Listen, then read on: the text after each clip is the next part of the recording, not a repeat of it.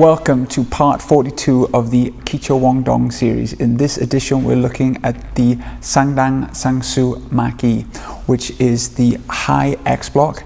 2 months ago, we looked at the low X block. So many of the things that applied for that technique will apply for this one. Also, it's a good idea to have your high block down, as this is an advanced block. So the basic setup that you need to have is the hand positioning. It's the same angle as the high block, but now the hand is open and the thumb is out, not down like a traditional high block. So take time getting this angle of the hands correct.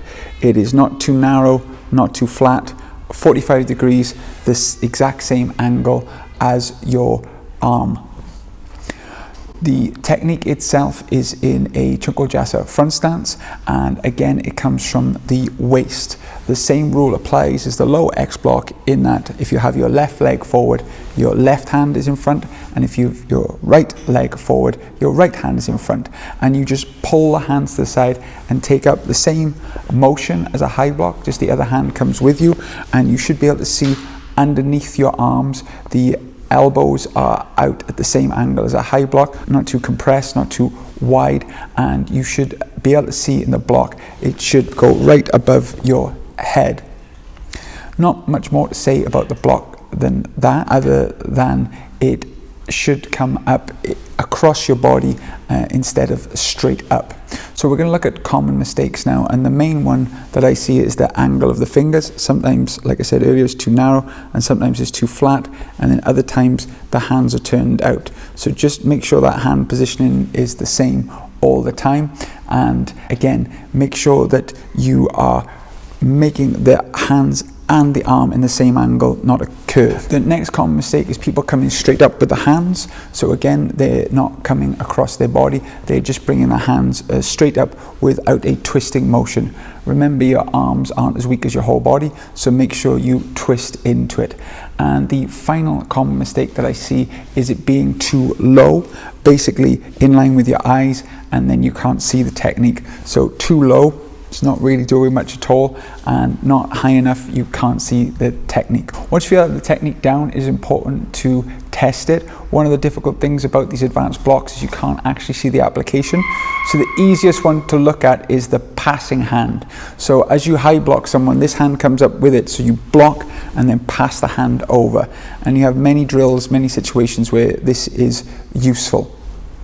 The main one being in Pyongyang, where you do the X block, rotate the hands, grab the arm, and put the arm bar on.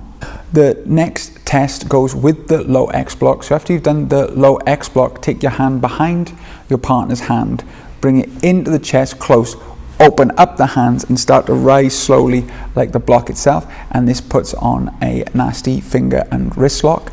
So be very careful with your partner, make sure not to tap. And just to go through that again, you have your arm grabbed, you take the arm under in the low X position, but then you open up your hands, bring back into your waist, as is also done in the form Pyongyang, and then lift slowly. Third and final test is very complicated and comes from a high form Jindo. This goes from a grappling position where your partner has the back of your neck and your arm. As they strip the arm to throw an elbow, before they can throw that elbow, you hyperextend the arm that has the grip behind your neck by pushing with your one arm against the elbow and the other arm here. This is the motion of the high X block, and then just like the first drill, you strip the arm and pull away and chop. Again, go gentle with this partner, and again, this is very advanced, but it teaches you why the two hands come together at the same time up as a sort of breaking posture to release the arm. Thank you very much for watching this episode on the high X block. I hope you found it useful and it can help with your training.